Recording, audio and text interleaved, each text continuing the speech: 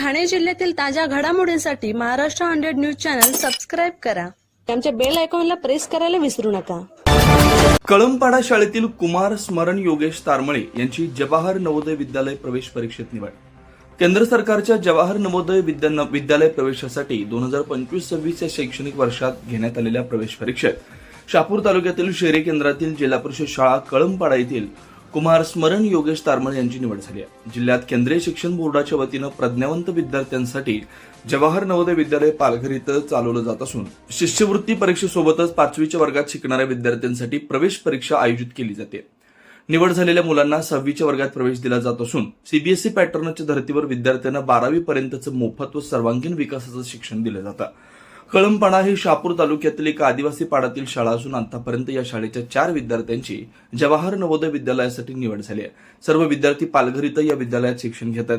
जिल्हा परिषद शाळा कळंबपाडा या शाळेत मुलांना अगदी पहिलीपासूनच विविध स्पर्धा परीक्षांना बसवलं जातं आणि त्यांची तयारी करून घेतली जाते. मुख्याध्यापक प्रकाश झुगरे आणि स्पर्धा परीक्षा मार्गदर्शक सुनील पांडुरंग परटोले यांच्या योग्य नियोजन आणि प्रचंड मेहनतीच्या जोरावर विद्यार्थी व ग्रामस्थांच्या सहकार्यानं ही शाळा गुणवत्तेचं माहेरघर बनतेय.